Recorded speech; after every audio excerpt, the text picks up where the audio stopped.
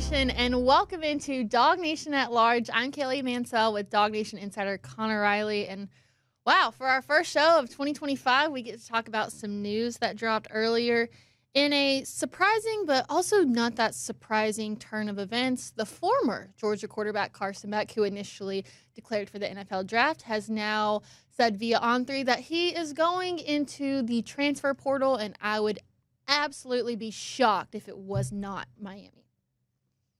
Yeah, I guess what's dead may never die when it comes to Carson Beck here. He had previously announced plans to enter the NFL draft, did so prior to Georgia's game against Notre Dame, was with the team during the Sugar Bowl down there in New Orleans for the college football playoff, was on the sidelines during that game. You know, the Georgia transfer portal window opens and shuts as it's been over 5 days since their last game, and Carson Beck changes course. I would note that this move is not unprecedented. Cam Ward essentially did the same thing a season ago where he declares for the NFL draft and ultimately ends up entering the transfer portal. He ended up at Miami, had a very successful season there for the Hurricanes, and now seems poised to be one of the top picks in this upcoming NFL draft. It's important to note that Carson Beck was romantically linked to someone who attends the University of Miami currently. And Miami, as noted, has not brought in a transfer portal quarterback this offseason.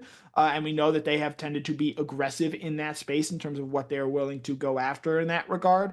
And so while we are just moments after the announcement has been made, I would ultimately be fairly surprised if Carson Beck does not end up at Miami, but I expect a lot of schools that are still searching for a quarterback in the transfer portal market to at least kick the tires and see what Beck might be able to do. All the while noting Carson Beck had UCL surgery and he is expected to begin throwing once again in the spring, but right now he is still in the process of recovering from that injury.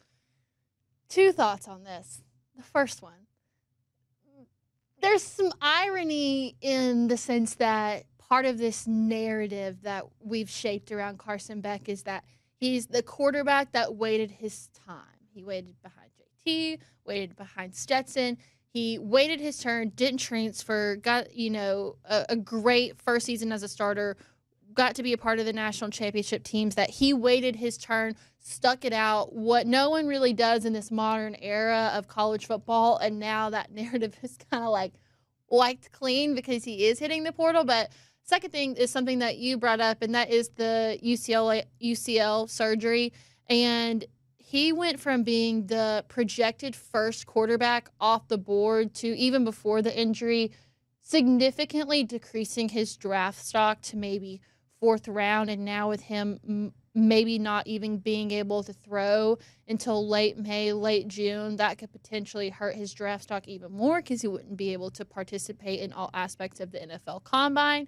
So on top of that, and getting what I assume is going to be a very large sum of money, maybe this is what Carson Beck sees as the best thing for himself, something you can't really be upset at him for in the first place. Yeah, as far as his Georgia career, he had given everything that he had to give. I thought it was a good time for him to move on. I think people were ready for Gunnar Stockton to be the next quarterback, or potentially Ryan Puglisi as well, as those two are expected to battle it out as Georgia's next quarterback there. As far as Beck, you're right, Kaylee. He was no longer the first-round draft pick that he entered the season projected to be so. And so, he had a lot of issues this season, independent of the injury he suffered there against Texas. 12 interceptions, most in the SEC this season. But at the same point in time, I think he did do a lot of good things for this program as well. That should not be forgotten. 28 touchdowns during the regular season that led the SEC in that mark there as well. And it's going to be fascinating to see how things play out with Beck. Cam Ward turned this exact same move into a ton of success this past season and is now expected to be a top 10 draft pick in the 2025 NFL draft. I think Beck is aiming to do the exact same thing, but the injury situation with Beck does loom large over a lot of this. There was a thought that crossed my mind that I have not said out loud in the SEC championship game after halftime when he got hurt. One thing that we've studied this season is the Carson Beck body language. And one of the things that went through my head whenever the injury happened and you saw him come out after halftime, I wondered if the thought had crossed his mind, like, dang, maybe I should have gone to the draft last year, and not just because of this subpar season that I've had, but also because of this injury that now hurts me even more. But also at the same time, I think one of the things that we'll hopefully figure out in the coming weeks was there even an option to come back to Georgia? Is that something that there was the offer on the table? Is that something that Carson Beck asked them about? Or is it only because a certain school with the funds to do so is coming in to go after him, you know? Yeah, I can't pretend to sit here and read Carson Beck's mind and know what he was thinking in those regards. But I will say, again, this is something I think we're going to see more of moving forward in this day and age of college football. Fringe NFL draft quarterbacks who have time left that maybe want to, improve their stats or improve their status rather, and they don't have the greatest seasons in their prior school. And I think it's important to note here, if you're a Georgia fan that's upset about Carson Beck going into the transfer portal, I think just about everybody was ready to move on. He had been here for 5 years. He had taken this team as far as he could take it. And while you may not be impressed with what Gunnar Stockton went out there and did in the Notre Dame game, though I think most of us are, I think we're ready for something new in that regard. And so I'll be interested in seeing where Carson Beck ultimately ends up. I feel comfortable and confident saying he gave everything he could to this university. And now he's going to try and once again set himself up for a better future. It will just ultimately be at a school other than Georgia. Yeah, and at the end of the day, the Lambo has to be paid for somehow. So if this news tells you anything about how the rest of this 2025 season is going to go, it's going to be just as chaotic as the last, and I can't wait to see where it takes us here on DawgNation at Large. It's the show for the new breed of Georgia Bulldog fan. This is DawgNation at Large with DawgNation insiders Connor Riley and Kaylee Mansell. All right, welcome all to our very first show of 2025. It really does feel so good to be back, and I'm excited to see what 2025 has in store for myself, Connor, Cody, and the show moving forward. For our first show of 2025, this is what we've got in store. We're going to do our winners and losers from the 2024 season. Then we'll follow it up with our Dog Bite segment where we'll talk about a variety of topics, including the outside linebacker situation, Georgia's best portal pickup, and we'll preview the Final Four games. One of them is being played right now. So go ahead and pause it, come back to this, and then you can finish it up after the show's over. Then we'll do our meme machine. And then with the new year, we're going to do our very own DawgNation at Large resolutions for this year. Excited to see what everyone put. But let's go ahead and start with this. Winners and losers. And the way that we're going to do this is I'm going to give my winner first, then my loser. Then we'll have Connor give his loser and his winner so we can start on a good note and end on a good note. So for me, one of the biggest winners of this past season was the 2024 class, a class that was the number one rated class of 2024, had a lot of hype, and I felt like they met that hype. When you look at players like KJ Bolden, played in every game, 59 tackles, 1 sack, 1 interception. Then you have someone like Chris Cole, who played in every game, named to the SEC All-Freshman team, 2 fumble recoveries, including a scoop and score. Then, of course, Nate Frazier played in 12 of 13 games, 671 yards, 8 touchdowns. You also saw good flashes from players like Nitro Tuggle, Drew Miller, Justin Williams. There's a lot of promise in this class, and with the way that college football is going, you're going to have to play true freshmen just because of the portal and the turnover rate. And what these guys showed you from the 2024 class gives you a lot of hope for what's to come for this group. Yeah, I think the most important number when it comes to this recruiting class, this 2024 class, is 0. That is the number of players that have transferred out so far. Obviously, there's a second spring window in April, but I think the ability to keep a class together is going to be even more important moving forward. And you've seen guys come in and make early impacts for this group. KJ Bolden obviously stands out. Chris Cole, who I wrote a story on this week, has done some nice things as well. And I think everyone is excited just about every time Nate Frazier touches the ball. But one thing to note about this class, and Kirby made this remark during the middle of the season towards the later stages, because Georgia had played in so many close games as compared to blowouts in the years past, they haven't necessarily gotten game reps late in game situations for many of these young players. Nitro Tuggle, Sokovi White, Jaden Riddell, just to name a few on the offensive side of the ball, even on the defensive side, St. Ellis Robinson or Justin Williams there. And Kirby sort of lamented the fact that they lost probably an estimated about 100 snaps to these guys. as Georgia turns over their roster and these guys become more important players in the program, I'm going to be interested in seeing what sort of long-term effect all of these close games that Georgia played this season. I believe in 2023, they had 8 games that were decided by 20 points or more. This past season, they only had 3 that fit that nature. And so moving forward with this 2024 class, I'm interested in seeing just how much better they get now that they've all had a full year together and they're staying together and growing as a class.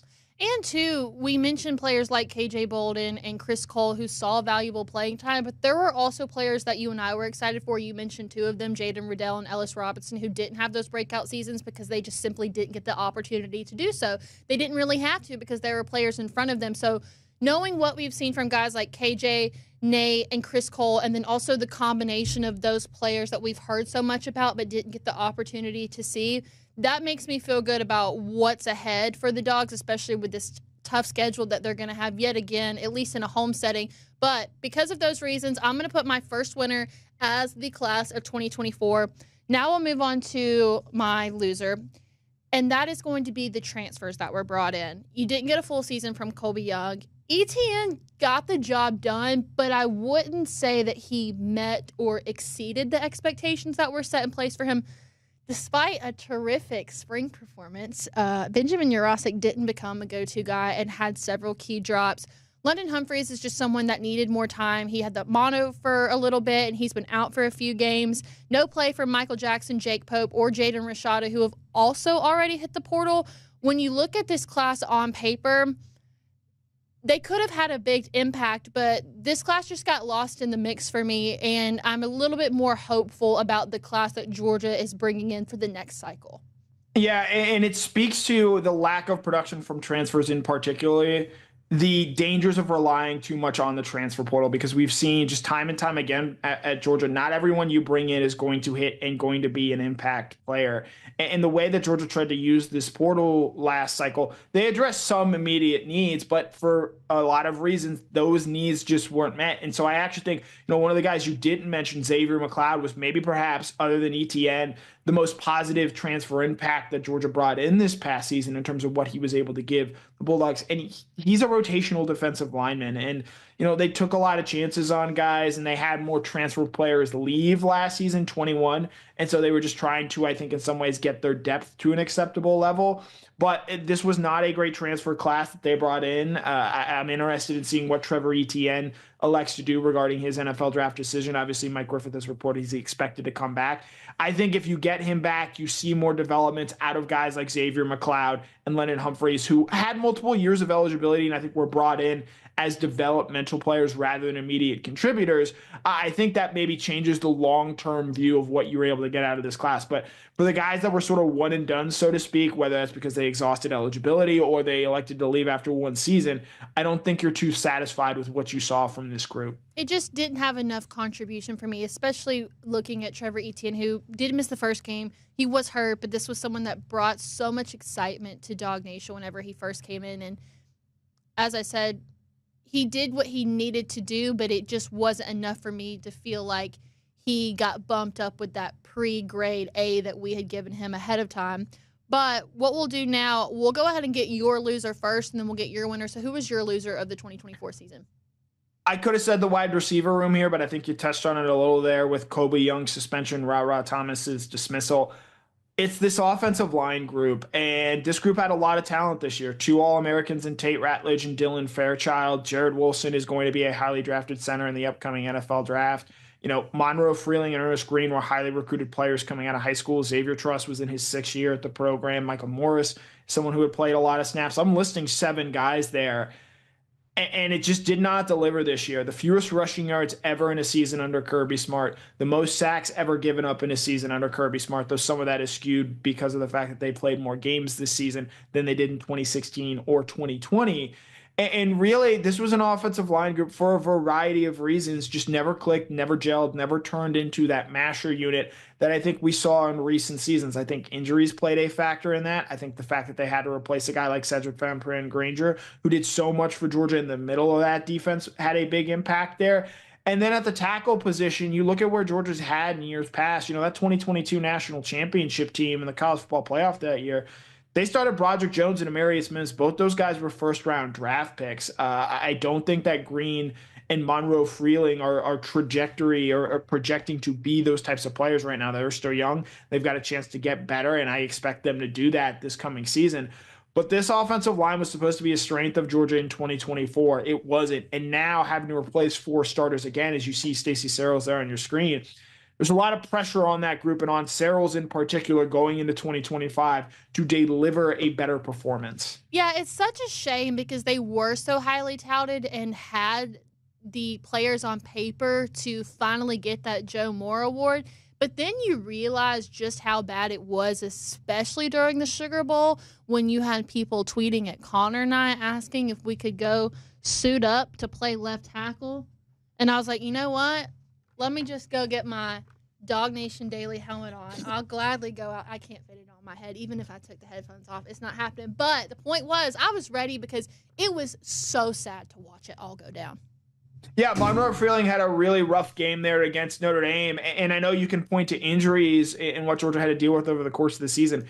They were healthy in that game against Notre Dame. They had guys out there, Ernest Green had time to heal and actually played a good bit of that second half at right tackle there. So they've got some pieces coming back, Green and Freeling. I'm excited about what they have in Drew Bobo because as talented as Jared Wilson is, I think Drew Bobo is a more natural center, and I think that might help with some things moving forward. He also has starting experience he gained from this season. And then, if Micah Moore selects to come back, that's a positive step at guard. I'm excited about Daniel Calhoun, and they have some options at tackle and guys like Bo Hewley, Jamal Merriweather, Ja Jackson there as well. So again, they've got talented pieces moving forward. I'm just going to be very interested in seeing how this group comes together and how it plays in 2025. Because other than maybe quarterback with Gunnar Stockton, but that's even a little bit of a different situation.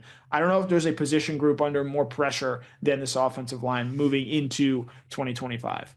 Also, loser, honorable mention, a late ad, poor Parker Jones. I actually feel bad for the guy. And I feel bad mostly because ESPN would flash the camera to him every now and then, kind of making it like it was his fault. I'm like, y'all just ruined this man's life for what? An honest mistake. It's fine. And then going back and watching the game and seeing them put that camera on him, I did feel bad for him. Sorry, Parker Jones. We're here for you on DawgNation at Large.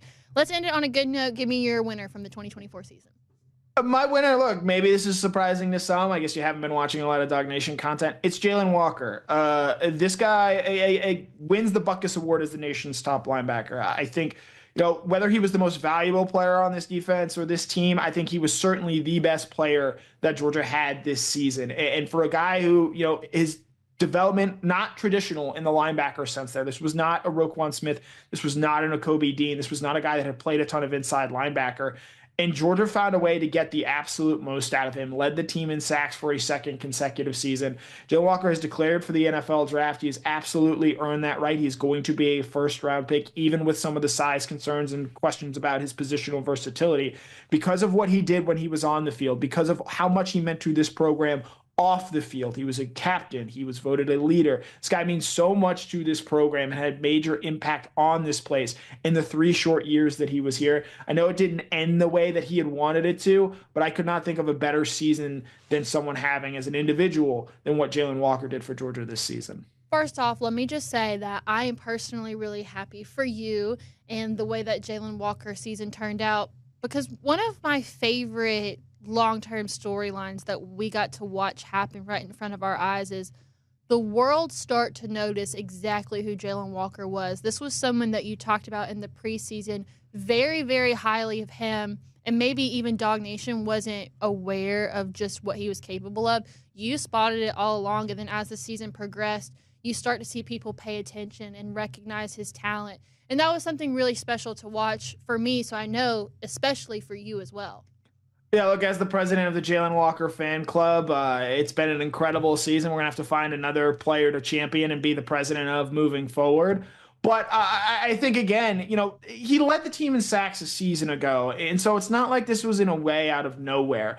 But I think it's all the intangible things that he showed and did this season. I think helped endear him to this Georgia fan base. Because yes, he led the team in sacks once again, tied with Chaz Chambliss at 6.5. But this guy did so many of the little things right for this team this season. And yes, it was a difficult year, and it wasn't as talented a team as it was in 2021 or 2022. But this team still won an SEC championship and still picked up big wins over Texas, Tennessee, and Clemson. I think in part because of Jalen Walker and what he gave, not just from a statistical standpoint, but from a leadership standpoint as well. So real quick, is there an early front runner for who Connor is going to be the president of their fan club for the next season? Next season, Daniel Cahoon is someone we're looking at. Jaden Riddell. Oscar Delp is someone I'm very interested in. He's obviously got an NFL draft decision to make, but I was really impressed with what I saw from him at the end of the season, not just from an on-play standpoint. Obviously, he got things going after a slow start this year, but some of the leadership things that we saw out of him. And so if he ends up coming back, I think he's a guy that we could very well champion here on DawgNation at large. When can we expect an official decision from you?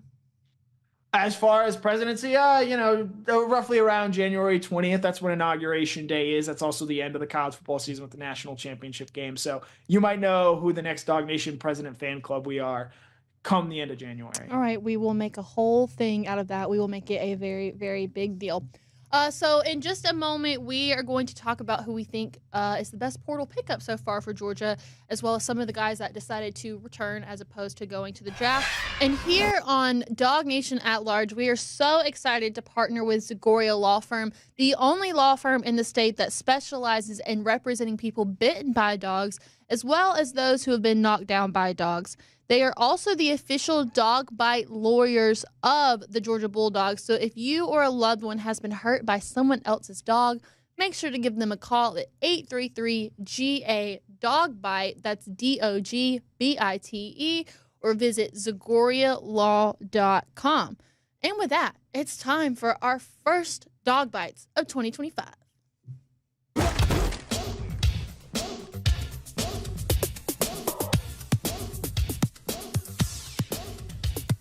And even though the transfers from the 2024 season were my losers, hopefully Georgia will have more success with this class. I think we're seeing it already. They addressed the needs of wide receiver, and safety pretty quickly. For me, Connor, I foresee the best transfer portal pickup right now as Zachariah Branch, and not just because he is an experienced veteran wide receiver that's going to bring stuff to the table, but also because now you lose Malachi Starks and Anthony Evans, so you need someone who's going to be a good kickoff punt returner. Zachariah Branch brings that to the table, so he's got two strengths. I see him being Georgia's best portal pickup this season. Yeah, even, depending what you get out of him as a wide receiver, I think what he brings as a punt returner is such a plus for this Georgia team. I think that's a very good answer. For the sake of being contrarian, I'm actually going to go with the other wide receiver here, and that's Noah Thomas from Texas A&M. Has some familiarity with James Coley, given their time there in College Station together.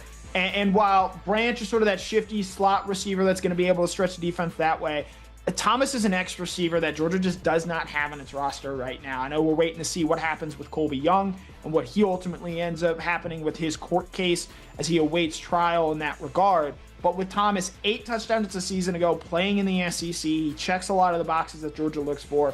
And regardless of whatever happens with Young, the fact that they now have a big-bodied receiver who can just win in one-on-one coverage on the outside, I think is going to be huge moving forward for this team. One more thing about Zachariah. You kind of touched on this, but I think after Georgia fans saw Notre Dame run the kickoff back after halftime, Georgia fans kind of wondered to themselves, like, where's our guy that can do that? Like, we haven't seen that. So hopefully Zachariah Branch can bring that to the table, but I also think that Noah Thomas is a great answer. Again, Georgia clearly saw that there was an issue with their pass catchers, addressed it immediately, went and got 2 of the best wide receivers in the portal. So excited to see what different dynamic that position group holds after a very lackluster season. There are some guys that decided to stay. Lots of guys, their eligibility was exhausted. Some people have declared for the draft. Some people have hit the portal, but not these 3 guys. Brett Thorson, who is a national treasure. I didn't even know he had any eligibility left. I was ready to move on to Drew Miller. International treasure. Sorry, Connor. You're right. Let me rephrase that. Brett Thorson, international treasure. There we go. Let's be real. Dylan Bell needed to come back. And then you have Christian Miller. And at this point, now that Tyrion Ingram-Dawkins is declared for the draft, you need to keep all guys on the defensive line that you can, because we've seen now that is one of the most important positions in all of college football. It's also one of the hardest ones to keep, and it's one of the ones that schools are willing to pay so much money for. So 3 huge comebacks for Georgia already.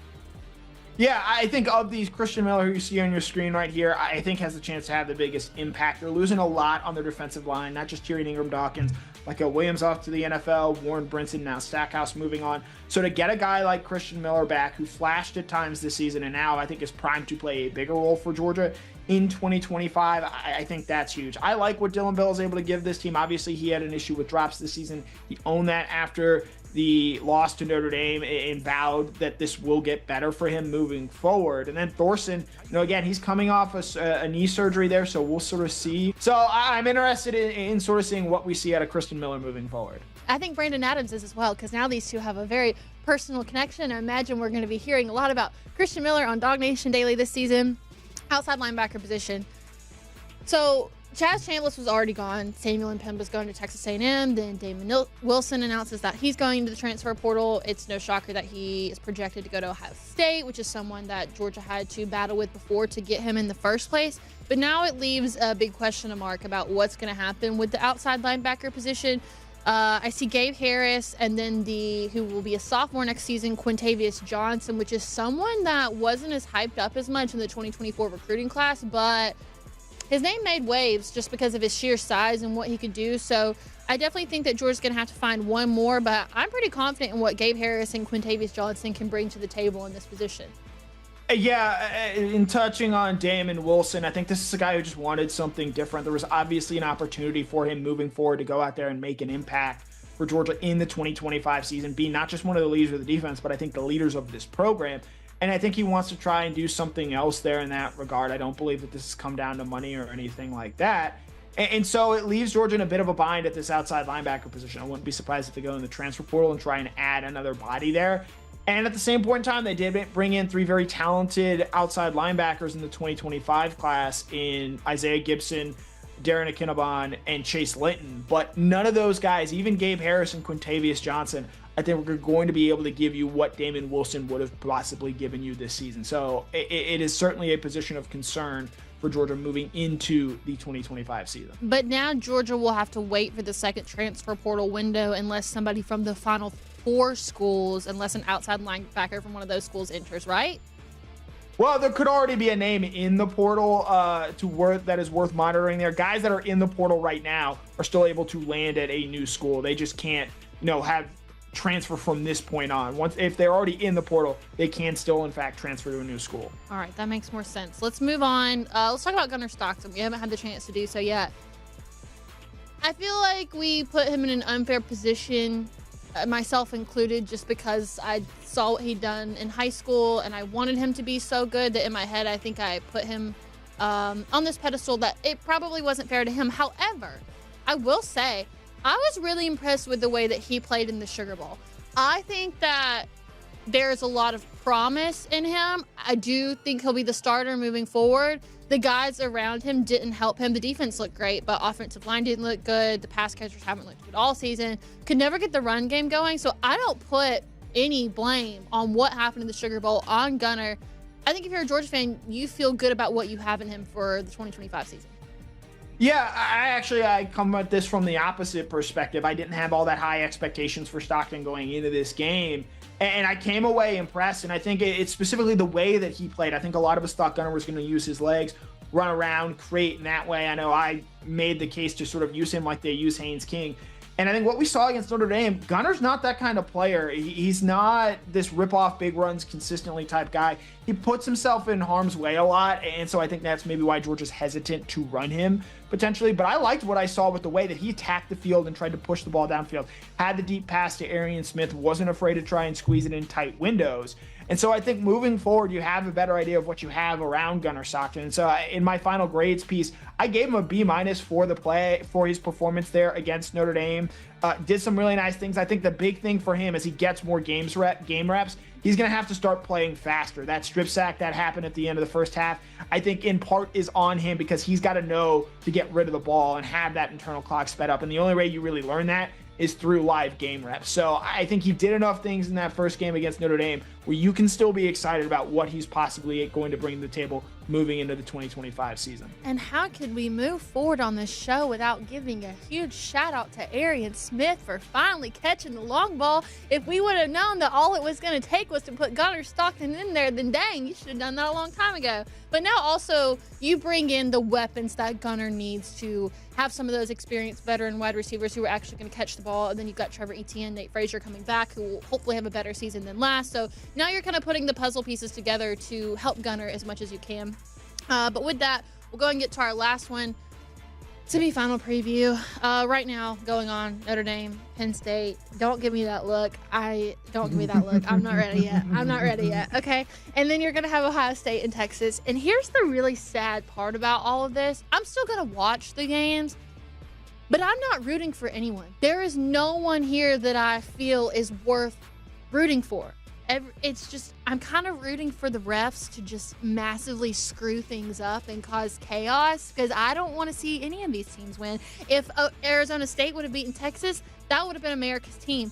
But I don't care to see any of these teams win. However, I will say that James Franklin in his press conference, I have never agreed with anything that he has said, anything that he's done. I think he's kind of a crappy coach. However, he did say that Notre Dame should have to be in a conference, that they should have the same stakes as everyone else and should have to play in the conference championship. And that might be the only time that James Franklin and I ever agree on anything. But I was pretty ecstatic when I saw it, because I knew that you were going to have some things to say, and that's fine. I'll take the heat. I've been ready for it. But just to throw that out there, I'm not really rooting for anybody except for the refs. Still going to watch, but none of these teams have that likability factor. Now go ahead and let me have it. I'm ready. I'm glad your filibuster has come to an end.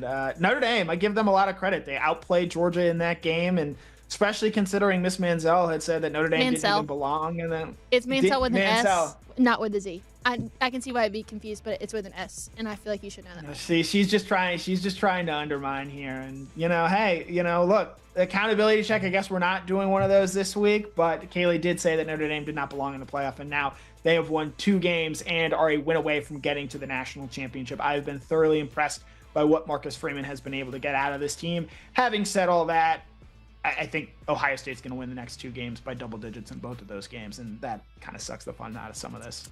Ohio State is clearly the front runner, and let me just state this, and then we'll cut Connor off. But I maybe didn't give Notre Dame enough credit for their talent, but I still hate Notre Dame. And I will double down on that. And that's never going to go away. So I will not be rooting for Notre Dame. That's probably, I guess at this point, I'll root for anyone that's not them, but I'm not rooting for anybody at the same time.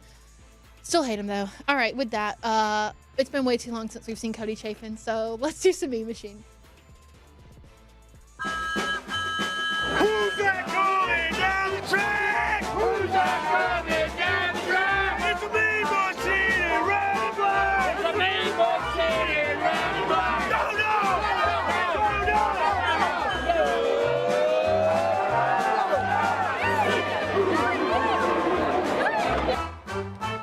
Nobody's gonna yell at me, right? Am I safe? Is this safe to come into this space right now? This is always a safe space for you, Cody.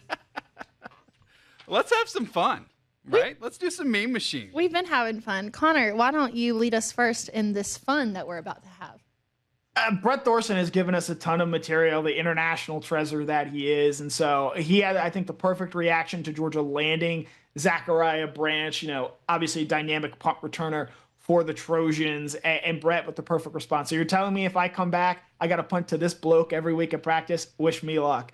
Brett Thorson has since announced that he has ended up coming back, and so it'll be fun to watch Brett Thorson boom balls to Zachariah Branch there in practice. What a stellar hype man. You can definitely tell that he's a supportive teammate and friend. Yeah, I'm excited. I'm glad he's decided he's coming back this year. Just to have this personality around, I think, is a good thing for this Georgia team. That's how we feel about you, Cody. Well, thank you. All right, so the Meme Machine, what we've kind of decided, it's anything on the internet, right? Like, it doesn't have to be like a specific meme with a specific font.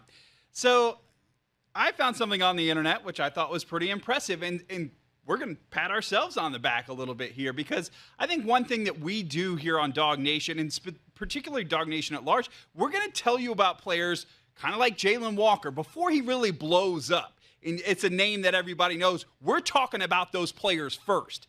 And in fact, we did that over the summer with another player. Here's a little throwback. It's time for Walk On or Kaylee's Classmate. Let's go Parker Jones. Oh God, there's so many like North Georgia guys from this team, and not just North Georgia. I don't want to limit it to that there, but just like guys that, played at like big time programs at various points in the state.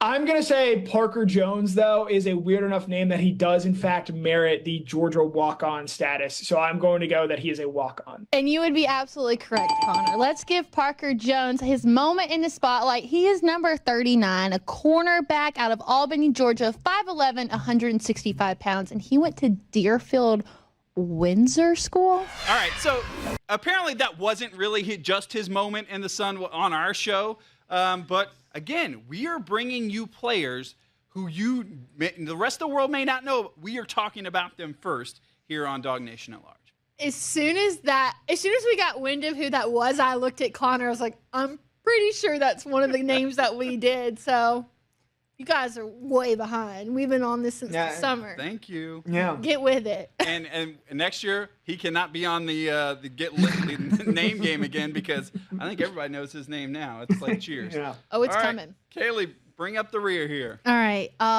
You guys clearly have not been following the show long. If you don't know that my meme was going to be about the Pop-Tarts Bowl. All right. So the original tweet says, the corpse of Frosted Strawberry watches the Pop-Tarts Bowl trophy ceremony, the sacrifice of Frosted Cinnamon Roll from an empty upper deck. And then the ball is orange. I guess this is probably a Tennessee fan. Quoted it and said, I showed this to my wife, and she said, you get to show me 3 more Pop-Tart Bowl things, and then that's it. And this is probably the same scenario that I went through on Saturday. I was covering the Georgia Elite Classic games. And it's like 7 in the morning, and I walk up to the press box. I'm like, happy Pop-Tarts Bowl Day, everybody. And then not a lot of people knew who it was. And so I'm just showing tweets to any person that'll pay attention. Connor, get off your phone the entire day. So my Super Bowl was back. That's my Super Bowl. Petition for the Pop-Tarts Bowl to be the national championship from here on out, even if it's not Camping World Stadium. It's the greatest bowl game to ever exist, and I will stand by that. They certainly have created their moments. I don't know that I'm eating more Pop-Tarts because of it, but their name's out there, man. They got that figured out. All right, time for the next thing? It's time for the next thing. We do it every year, and I break them every year. It's our DawgNation at Large New Year's resolutions.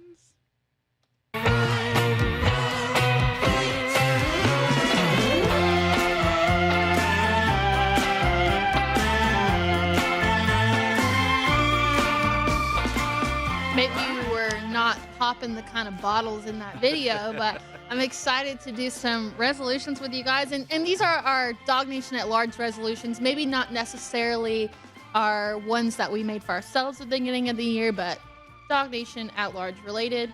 We'll pretend Drink this more was water. champagne. Is that on your list? That should be on your list every year. I've got a personal list, but Yeah. not Hydrate, DawgNation don't at Large. dehydrate. Thank you. Yes. I'm going to go with my first one. This was something that I've kind of been holding back because I realized this about halfway through the season, and I just couldn't reverse what's already been done. My first New Year's resolution is I'm going to stop picking on Connor for not knowing how to say Nico's last name, because after we did that whole open on me explaining to Connor how to say it, Cody and I then realized after the show that I've been saying it wrong this entire time. There's still about 6 different ways I've heard it. We listened to Nico himself say it, and I'm missing a whole syllable. So, Connor, I'm sorry for all the BS that I put you through. I really am. But I just couldn't tell you at that time because I had just gone all in on it. So, we're turning a new page in 2025. I didn't know how to say it, so I will no longer pick on you because I don't even know how to say it anymore, and I apologize. So that is my first resolution. You're going to have to learn how to say it, because those of us here on Nico Island, you're not welcome here after the chiding that you gave us. There are plenty of people out there who are just content to call him Nico. and you are not one of them. I thought I was onto something. I thought, Amali, yeah. yeah, it's got like I'm not even gonna try. There's more syllables than you think. Zip. Yeah. Hey, look, I've been on this position for a while here, and now you guys, Yes, we're sorry. Well, All right. it's not like he still knows how to say it. But no, it's just that none of us know. But I didn't. We But have I didn't until prance September around now. and yeah, September 13th.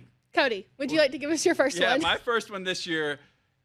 It took me all year. I just finally have to embrace the night games because I went all year just being angry about it. And I really missed the 3:30 CBS kind of kick. But Georgia's going to play in so many night games. They played in so many night games that even if, yes, I pull into my driveway at 3:45 after the Georgia Tech game in the morning, I just have to embrace it and stop, whining about it because it's not going to change. You look at the schedule coming up this year, it'll be a lot of late nights at Sanford Stadium for all of us. I always liked the night. Disagree, Cody. I think you have every right to keep complaining and wanting to get home at a reasonable hour. And you try and We'll get go up inside. for church the next day. It's terrible. I'm just gonna go full inside baseball here. We actually love these noon kickoffs. Like, yeah, we got to get up a little bit earlier, but we get our stuff done, knocked out. We're at home at a reasonable hour, able to eat dinner, maybe even watch a little bit of college football. I wouldn't hate the idea of more noon games for Georgia next year. Yeah, the 3:30 does kind of kill your day both ways. And you can watch maybe part of a noon game if it's the late kick, but who wants to watch a noon game? I'd rather watch a primetime game. But that's my first one. Connor, what's your first resolution? Embrace, I think, the randomness of the playoff and not be so dismissive of teams that you don't perceive have the same talent level. Look, I think we are in a new age of college football, this age where there's only a few teams every year that can win it. I still believe to be true. But those teams are no longer confided to just Ohio State and the SEC. I think because of the leveling out of the playing field, you're seeing those second tier of teams like a Notre Dame, like a Penn State this year, in part because of the way the bracket breaks. I'm not going to deny that helped Penn State in this regard. But some of the other factors as well, that those top-end teams, a Georgia, an Alabama, LSU in years past, are just not as overpoweringly talented as they were in previous years. I think Ohio State was that this season. That's why they've been able to beat Tennessee and Oregon in their first two games. But there is not that same level of juggernaut. And even Georgia, as Kirby Smart has said this season, was not that same elite talent. And so when there's less talented teams at the top, there's going to be more randomness in the college football playoff, and that's going to allow teams like a Notre Dame, like a Texas, or a Penn State, because of the way the bracket sets up, to make deeper runs and potentially even win a national championship. I think that's smart. I think you're right.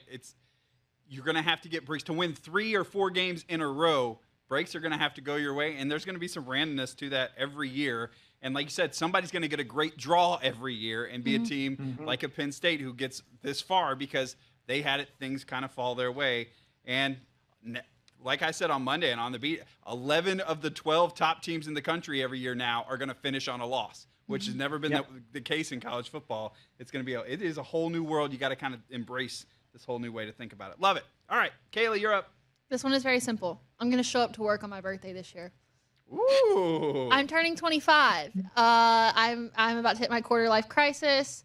But this is like the biggest birthday I've had since 21. And it's very adultish and it's very grown. So my resolution this year is I'm going to actually come to work on my birthday. Well, we threw you a party this past year, so I can't guarantee we're going to throw you a party again. But Well, then what's the point of coming?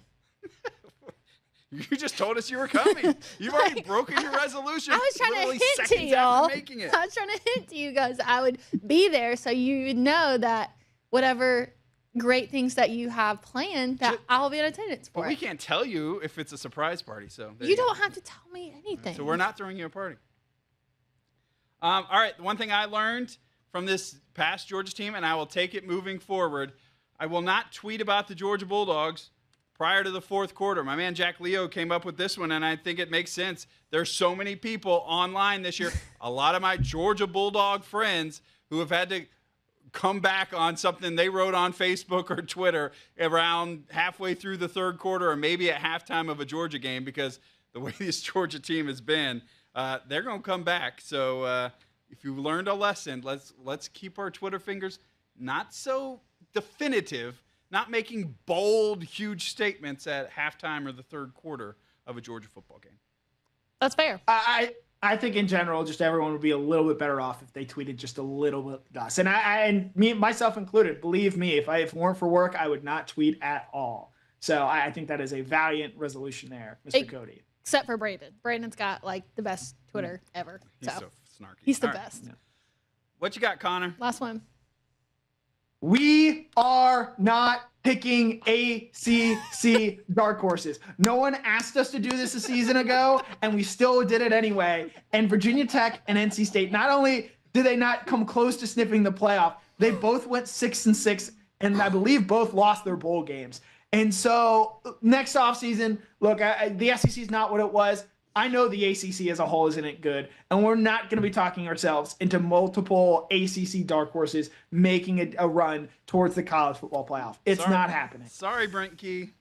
I was trying Is Bill Belichick considered a dark horse next year if he is the UNC coach next year? We're not going to talk about Bill Belichick's North Carolina team until they're ranked in the top 15. Okay.